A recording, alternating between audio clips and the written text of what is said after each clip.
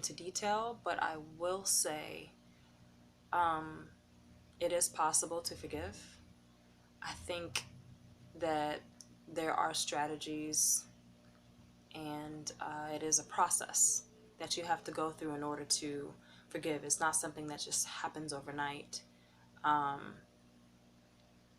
or within like a blink of an eye. So, whoever has harmed you, whether it was on purpose, whether it was to be spiteful, whether it was to, be deliberate, if it was accidental and it still hurt you in a way where you feel like you feel stagnant and like you can't move on. You feel like if I forgive them, I am now giving them power over me, or I've given them now uh, access, or I'm saying it's okay that what they've done is now justified because I forgave them. It's not actually about them. It's about you, and it's for your healing. And I feel like, excuse me, I feel it, and I know that if you don't forgive, you can't heal from a lot of things in your life, um, and you can't receive any type of blessing or favor that you truly deserve if you continue to hold on and harbor pain and shame and guilt and unforgiveness from that person, or even if it's yourself that you feel like you have to forgive. So, all that to say, I think if I were to sum it up, I feel like forgiveness equals healing and blessings and miracles. Imagine forgiving somebody that you thought you'd never forgive, even again if it's yourself, and all of a sudden that thing you've been hoping for happens. That part of your body that's been in pain, it finally gets healed. Everything you've been dreaming for, that goal that you thought you'd never reach, you all of a sudden reach it. And it's all because you made one choice, and that was to forgive. Not for them, but for yourself. It's like taking your power back when you forgive. It's like releasing everything that you no longer need to hold on to, harbor, or carry. So, all that to say, forgiveness, I think, really equals healing, and it equals miracles and favor on your life. With that being said, I want to read a scripture to you, and it says, it's from, Luke 23, verses 34, and it says, Then said Jesus, Father, forgive them, for they know not what they do. And they parted his remnant and cast lots.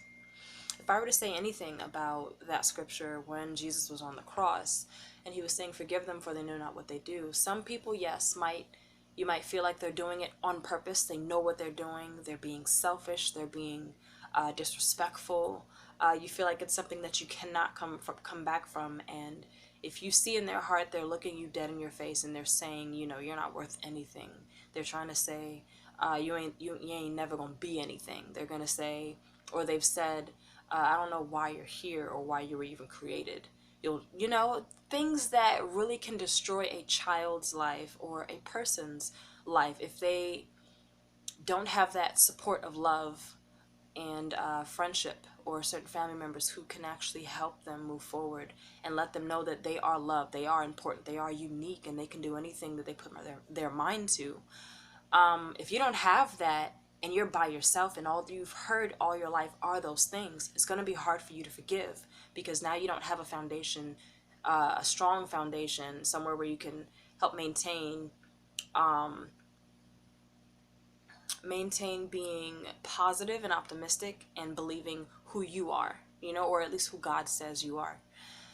So, when Jesus says, forgive them for they know not what they do, it's not that people don't know what they're doing. It's more so the intention behind it. Anybody who harms or says something disrespectful or way out of line, and you feel like you can't, or they can't come back from it, they're not speaking out of love, out of God's love, definitely. And they're also not speaking from a place of wisdom. I learned that. Thank you, Pastor Stephanie. Stephanie Ike. I learned that from her twice, in one of her sermons and also in one of her interviews. And it stuck with me, and I have to constantly remind myself, anybody who says something to me and it feels like it's deliberate and it hurts and it cuts, I have to realize that when they said it and what they said was not out of God's love, and it was not out of wisdom. So I hope that this is helpful. I hope that you begin to write down all of those people who have hurt you, and unintentionally or intentionally, all those situations where you felt like you couldn't forgive. Look at them. Write them down if you need to, so that you can actually see it on paper, and let it all go. If you have to, after you've written it out, read it out loud, look in the mirror if you have to, face yourself if you feel like it's yourself that you have to forgive, and do that. That way you're releasing yourself of carrying something you don't need to carry. It was never yours to carry. But it's natural for us humans to feel like because it happened to us, we're supposed to carry it for some odd reason. It's just natural. But we can change that mindset, and we can change how we receive things, and we can change our heart and our perception and perspective when it comes to our past, our present, and moving toward our future. So all that to say, I pray and hope that this was helpful. I pray that you are able to forgive. You will never forget. I don't believe in that forgive and forget thing. I believe forgive and move forward. And again, it's not going to happen overnight. It's a process. And there are strategies out there where you can most definitely forgive. And when I have a chance, I will link below one of the books you should read when it comes to forgiveness, and learning strategies as to how to do that, because maybe someone has told you need to forgive and you just don't quite know how, or you feel like it's impossible, but it is. So, all right, that's all I have for you today. Thank you so much for listening and tuning in. I really do hope that this helped you, and have a good day, and God bless.